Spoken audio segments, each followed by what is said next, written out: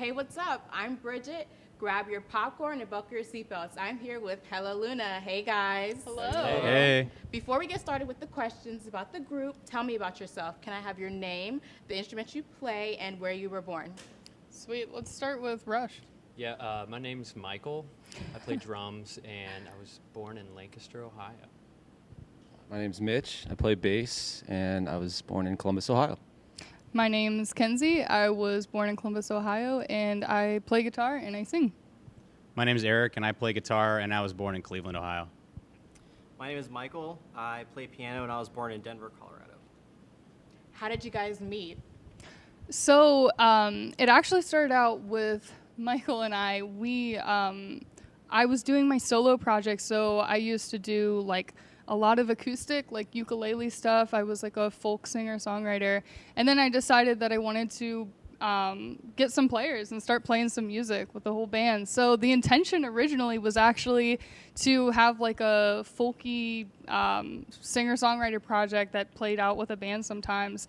And eventually when I started bringing on different members, they added to the mix and we eventually started playing rock music.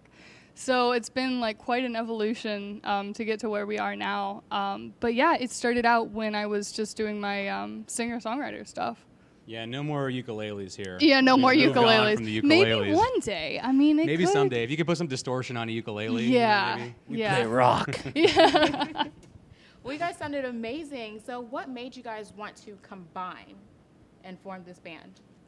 Yeah, that's like kind of a loaded question. So I've always been so infatuated just with like having a full band because like when I used to do singer-songwriter stuff, it was like I had never been able to do that. And when you're solo, the idea of having a band is kind of just like a pie in the sky. Like you don't believe it could ever happen. So growing up, I always listened to rock music, and that was like my biggest influence, but all that was accessible to me was just my guitar. So that's why I always did singer-songwriter stuff. So we decided that we wanted to like create this because I finally had the opportunity. I kind of just like put it out there and it manifested itself. I made a Facebook post to a couple of musician pages and I was like, hey, I'm looking for a band. And eventually I was trying out some people and we've turned into this. So it's kind of just like one of those crazy ideas that worked out. That's so cute. So, Kenzie, you touched a little bit about how, like, childhood, you started out with music. So Yeah. can each of you tell me, like, could you go deeper into that and how you got into music? Or each Yeah, of you? absolutely. So when I first started writing music, I never played an instrument until like mid-high school. Ukuleles started to become a thing, and you started seeing like more like emo boys playing ukuleles and doing sad boy music, and I was like, I think I could do that. So I picked up a ukulele one day and I started writing my own songs, and eventually I got a job at Music Around, which is like a used music instrument store, and I was like, okay, well, I guess I'll learn guitar now, because I was around it all the time. And it was kind of like undercover, like no one really knew. I didn't know how to play anything other than ukulele. I was just like, oh yeah, I know. I remember like I used to like sell like effect pedals and like amps to people, and I had no idea what I was doing. But eventually, when I started playing acoustic guitar, I started writing more music, and right around that time is when I played that for about 2 years, and then immediately transitioned into starting the band. And when we started the band, that was really the first time that I had like messed around with an electric guitar. So every step of like playing in this band has been like such a learning process for me. Like even playing electric guitar was like, I don't know what I'm doing. And then it was like adding effects pedals. And I was like, I have to play these effects, sing, and guitar at the same time. And everyone's like, yeah, that's how you band. And I'm like, oh, okay, I'll do it. So yeah, it's been like quite a learn as you go type of journey. But do you guys have anything I know your guys' experience is pretty different. Yeah, well, I mean, I can give a shout out to my parents. They're kind of responsible for me playing guitar. That's awesome. Because I had played alto sax, I had played viola prior to that, and I went to summer camp, and I came back, and there was a guitar sitting there for me, and they had gone to a music store, heard this guy playing acoustic guitar, and they were like, I think that Eric would love this, and so they just bought it for me. So, and then shortly thereafter, my uncle was like, oh, you're playing guitar? Let me give you my Les Paul and my Roland Jazz Chorus amp, which is way more gear than a starter needs. But I just fell in love with it from there, and that's been my main instrument ever since. Where did the name come from, the band name? Yeah, so Hello Luna was another one of those like learn as you go. So, you know, I was like, I found some members and I was like, I need to find a band name. So when I created the name, I've always loved, I've loved the name Luna. And when I was younger, I know it's cheesy, but I used to like look up at the stars, and it was like the one thing that like grounded me. And it was like the moon was always like grounding for me, because it's like you're going through all this, but like there's something about just looking up into the night sky that's just so comforting. I feel that a lot. I really do. I do yeah. that all the time. Every night, I try to see if I can find at least one star, because I feel like the Yeah. star is the limit, you know? I love Reach for the that. stars. So Yeah. I feel what you're going And at. it's that consistency, you know, like no matter where you go, like you're always going to have that. And it's that one thing that like grounds you. So in a lot of senses, it was just that. It was just, it's just like Hello Luna is kind of like, you know, that grounding thing. And our whole objective with the band is to try to bring light into the darkness. And that's exactly what the moon does. Like it lights up the night, and, you know, it's not as harsh as the sun, but there's something beautiful about like moonlight. And without getting too cheesy, yeah, that's kind of like the whole idea. It's representative of the phases of life. phases of Yes. the moon. Ooh, we could get so Oh, into yeah. it, but I do love some cheese. yeah. Some funky cheese. Yeah, funky cheese. Oh, that's a good one. I like Funky that. cheese. So how would you guys describe your music style? Well, right now, like it's a little bit of everything. We are definitely rooted in rock, but we have a lot of like, you know, I grew up listening to alternative rock, late 90s, early 2000s, and everything in between. But the simple answer to that would be alternative rock, for sure. But the longer answer to that, like we just put out our Reimagined album, and that's got a lot more electronic elements. And we recently added Mikey G, and so he's playing synth for us. And yeah, we're trying to expand on like what we are, you know. So it's like we're rocking right now, but you know we're dabbling in a couple of other things. Trying to add a decent amount of hyphens to our genre. Yeah, Right? yeah, yeah. Just that's the goal. Just put all the hyphens. Eventually, As every many- genre will be hyphenated Yeah. in our listing. I love it. I love it. So, okay, walk me through your writing process. Do Okay. you guys all write together? Do you guys team up? Or do you have like other people come in and listen to your ideas and help out with that and brainstorm? Yeah, so our writing process is pretty fluid, and it depends on like what project we're working on. So for instance, the Reimagined album that we just put out, that was our previous EP that was completely like reimagined. And so we brought a producer onto that. So that was our first time working with somebody who was like outside of our realm. So that's the way that we worked on that, is like we would have studio sessions and he would sit in and, you know, we would create, you know, what we sounded cool, and he would sit there and be like, let's try this, let's try this. So it was really getting us out of our comfort zone. But generally the way that we write is I'll create like a verse and a chorus, and it could be something super, super simple, like just a melody. And I'll bring it to Michael, and we have a studio that we work out of. So we'll like get down the bass. So we'll like basically get down rhythm guitar and vocals, and we'll work on it and get it up to a point where it's like a very bare bone rock song. Or if it lends itself, Michael can compose the whole thing. And sometimes there's been times, I think it was False Alarm, that just completely, like, him and I basically wrote the entire thing. And then we brought Eric on and we're like, okay, what do you think about the leads? And it's kind of like the best idea wins. So, like, you kind of have to check your ego at the door. If he likes his part more than us, it's kind of like we have to, like, decide where, like, the best idea wins type of deal. You know, luckily we all have like enough respect for each other to like be able to write like that. But for me, that's always the best process. Is like, you know, it allows everybody to be as creative as they want, but you have to be willing to put yourself out there and know like maybe this idea will get shut down.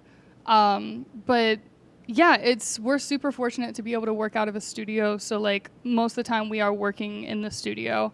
The guys always joke with me and they're like, when are we going to get to play real music again? Like with our instruments? And I'm just like, that's generally not the way that we're not usually out jamming before we're in the studio. We usually like create and then we go in and we'll jam it out and we'll already have like, let's try 3 different bridges.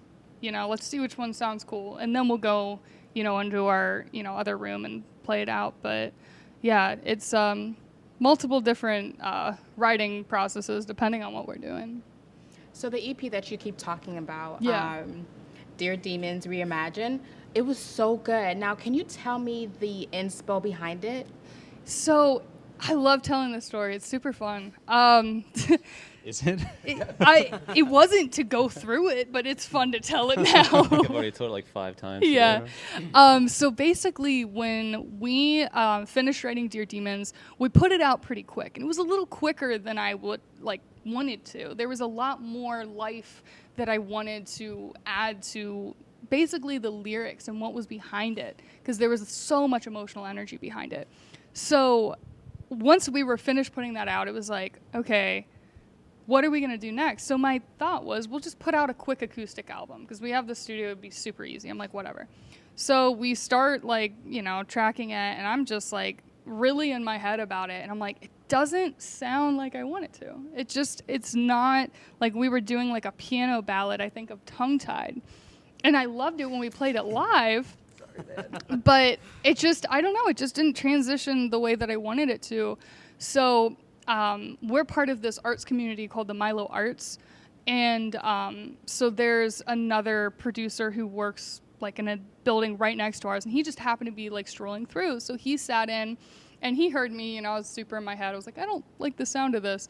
And he was like, well, let's try this. So he started introducing us to like vocoders and weird synth sounds.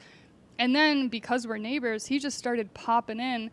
You know, we usually get together about twice a week, and he just started sitting in on the sessions. So it organically kind of just developed into the Reimagine thing.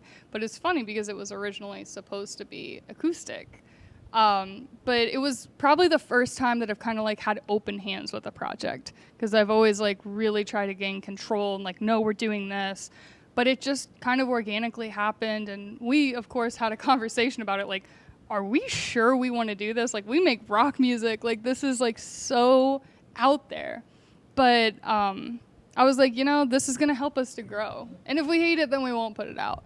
But we were just having so much fun doing it that we're like, this is what it's about, you know? So we went through with it. And after we released it, I was able to like give more life to Dear Demons, and we actually put out a documentary, like going and diving into like what the lyrics mean, what the intention of all of it is. So it's like now at the end of it, I'm like, I did everything. I feel like I can move on. Like, we're good. So The short answer to that, from November to now, we had a lot of time in the studio. yeah, We go crazy. big facts. Yes. Are you reading my note cards? Because I was literally about to ask you about the Oh. documentary. Oh, they all kind of like go together.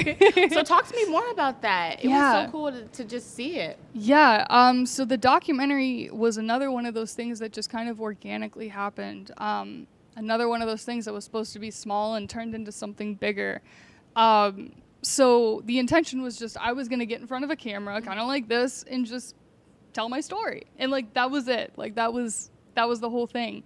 So I ended up meeting this videographer, and I was telling him my ideas, and I have like a set team that I generally work with, and I don't usually work outside of that. So when he was like, hey, do you want to do a project together? I was very hesitant. but everything with the Reimagined and Dear Demons has been like me having to let go of that control. So I was kind of like, you know what? I'm going to give this a shot. So we sat down and we talked about it. We ended up doing it. So we did the video shoot and I gave my commentary and the whole thing happened. And then he goes, you know, what if we shot like B-roll of like what happened through this to like give people a little bit more insight? And I was just like, I don't know if I'm like wanting to do that. And he was just like, no, I really like, I feel passionate about this. And like, it was one of the first times that like somebody has been like, you know, I see people who get passionate about my music, and that's, you know, the most inspiring thing. But to have somebody who was passionate about like my specific story was like so exciting. So we had the opportunity to get together, and he was extremely artistic with everything that he did, and he was just incredible. And by the end of it, you know, we ended up being like super good friends. And the content of what I discuss in the documentary, it's very revealing. And so like through the whole process, everybody that had a part in it was, you know, in one way or another, like, it, you know, they felt free to discuss their story. And like, that's the beauty of it. So we all ended up like cultivating awesome relationships. Like everybody who worked on that project, like we're super close now. We know a lot about each other because we're talking about dark stuff. We're talking about, you know, that documentary goes into a lot about mental health and the importance of getting help. And, you know, it's not stuff that people generally want to talk about, but at the end of the day, for me, that's what rock and roll is all about. It's about putting that at the front and being like, let's talk about this. Like, let's, you know, the darkness is real. And so I love talking about the documentary because it was one of the first times that I felt like I really got to, like, you know, create those type of relationships in a work environment. You know, it's always been very business. And that was one of those things that was like, mask off. Like, let's do this. Let's talk about it. So You did an excellent job of capturing the emotional ups and downs Yeah. of the journey. Yeah, Danny- The many phases. That is. yeah, nice. Danny Rogers is incredible. He's the one who shot that. We're super, super lucky to have worked with him. Yeah. Yeah, and your transparency throughout is very much appreciated. So Yeah, it's nice thank to you. have someone be so real about something so serious, you know? Yeah. So let's switch some gears. Talk to me about the band. So what are some challenges you guys had working together? Like, do you guys clash heads? Do you have moments where it's like, you know what, maybe she needs to chill a little bit, he needs to chill a little bit? Like, talk to me about that. Yeah. And how do you, like, come back to being such a loving group that I see right now? Yeah. You know, that's a really Putting on good, an act. Yeah, is this what is I all like. fake. This is all This is all fake. facade It's a great here. act. You have me Yeah. fooled. You got me fooled. You know, that's a really good question to ask because I think musicians kind of underestimate the importance of like transparency within a band. Because we went through a split where the core members of my group, we had a manager and one of the core members, we split off because it was just an unhealthy situation. And that taught us a lot. That taught us a lot about what we did wrong, what we can change. And the biggest takeaway from that was transparency. And that's super difficult. But especially in the writing room, we're writing music. It's one of the most vulnerable things that you can put yourself through. So of course there's going to be emotions involved. But it's so tricky with music because you have to put like the business first when you're talking to each other because you have to be respectful. You can have the personal, you know, everything else that's kind of like, that's the core of it. Like that's the heart, you know, but you kind of have to put on that thicker skin when you're working in the studio. You have to be professional. And we are all like a family. Like we are extremely close, but at the same time, who's the person that you fight most with? Probably your mom or dad or your sister or brother because you just have that super close relationship with. The difference is we are working in like a business. So we have to make sure that like when we are in the studio, yeah, sometimes like I want to yell at one of the guys, but it's like you can't. It's not professional. You have to respect the energy that's in the room. So there's times that we... She does sometimes. I mean, yeah. I'm not perfect. I'm talking like I'm perfect. I'm good at that, but... we are really good at, you know, everyone's got their troubles, trials, tribulations, but leaving that at the door Mm-hmm. when we come to practice, the studio, and come together. Yeah. And, just being able to talk about it. Sometimes in the moment is not the best time to jump down somebody's throat and be like, we need to change this. But giving people space, respecting their energy, and the biggest thing is like once I lost my manager, I ended up having to manage everything. And the biggest thing is learning how to deal with different personalities. Like, I know how to respect each one of their like comfort zones. It's like some of them want to be addressed right away. Some of them need space. It's like, it's funny because when you start a band, you just think it's about making music, but really it's a lot more. Like there's a lot more that goes into it. Yeah, it's very much a relationship. It's very much a relationship and a respect between each one of us. Yeah, and then honestly, it goes beyond the music sometimes too. Yeah. I mean, we'll have conversations about things that are very triggering for a lot of people and triggering for each one of us, but Yeah. at the end of the night, we're not like screaming and running out the door, not talking to each other. Like, we can always end on a note where we respect each other's Yeah. opinions. And honestly, like, there are very few groups of people that I've had those kind of conversations with that, they go that way. Yeah, It's we usually- all differ, like, in a lot of different ways. Mm-hmm. Which is good too, because we push each other with that. Yeah, you know? we do. We do. But it's important. It's important to have those types of, at least for us, every band is different, of course. Every group of people is different. But, our way of, like, having a productive time in the studio is just getting to know each other, just respecting each other and having a good time. I mean, at the end of the day, like, we can have, like, we do, we have deep discussions and we have intense discussions about the band. Each one of us is extremely passionate about this. It's not like I run the show and they're all just showing up. I mean, we all have equal weight in this. And at the end of the day, it's like, we're all friends. We're all family, and everybody has that, with their family. It's like, you can yell and scream, but, you at least have one family member that you can yell at them, but like you're still like, all right, like we'll get over this. And that's that's kind of the relationship that we have with all of us. Yeah. I love it. Now I'm all mushy gushy. Oh, and yeah. inside. You guys It's are so cute. funny. I'm like talking about all this darkness. I'm like, but relationships are important. Yeah. Don't read in too much. Like I said, it's Yeah. all facade. Got it. I will. Yeah, no, they're all like, yeah, they're. You guys did amazing performing earlier. Now, how do you guys prepare? Do you guys get in a certain mental? Do you have self-affirmations you tell each other? Those are great ideas.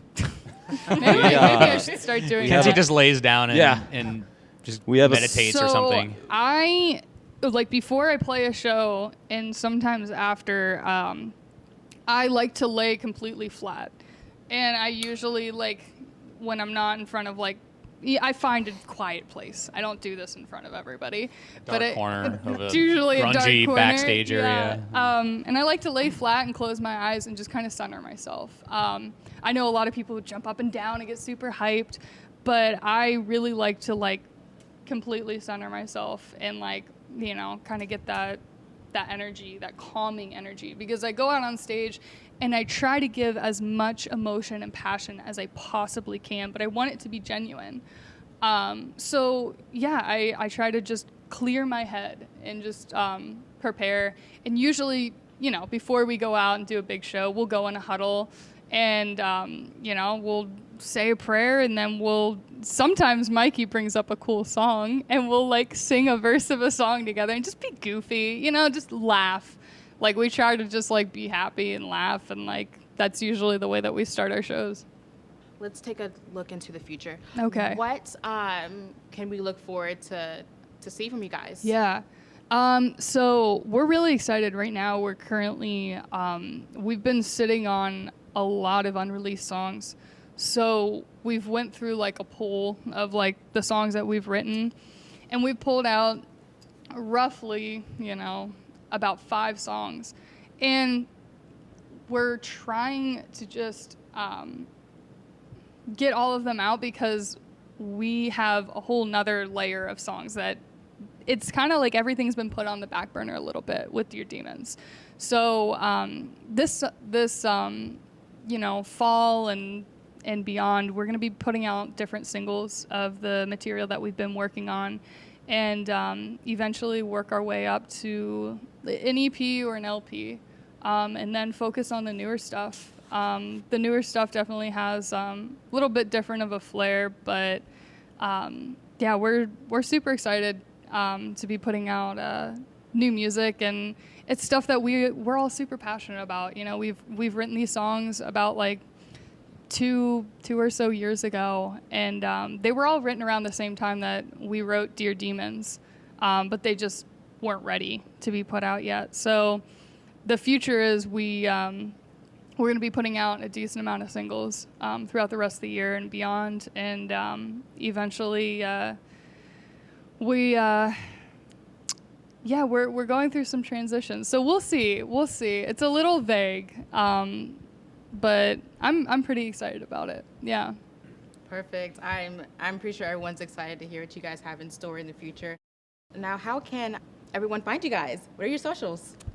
We are on almost pretty much every platform. So on Instagram, Twitter, and Facebook, it's at Hello Luna Band. So it's Hello Luna and just add the band on it. On YouTube, it's just Hello Luna. And then, of course, on Spotify, Bandcamp, SoundCloud, it's just Hello Luna. But yeah, definitely check out our website. It's just www.helloluna.band. Yeah, so we're pretty reachable. I mean, you could put our name in Google. We'll probably come up if like last resort. But yeah, Hello Luna Band is our like username for like all socials. And then Hello Luna for YouTube and beyond. And how about that Patreon we just launched? Ooh, good. Yeah, Yeah. I can't leave that out. It's a new one. So that's we haven't officially announced it, but you know, Here we we go. are. Official. Here we are. Official It's announcement. Official. We just launched our Patreon, and it's patreon.com/HelloLuna, and we are super excited about that. We're going to be doing a lot of different behind the scenes stuff that you can't access on our socials, and just different all kinds of stuff, handwritten lyrics. We even have one tier where you can sit in on one of our studio sessions for an hour, drinks provided. So we're going to be doing all kinds of fun stuff on there. We're really excited to connect with our fans on a deeper level through that. But yeah. All right, everyone, that is Hello Luna. Thanks for joining us. Yeah, thank you so much for having us. Thanks Really for having Appreciate us. it greatly.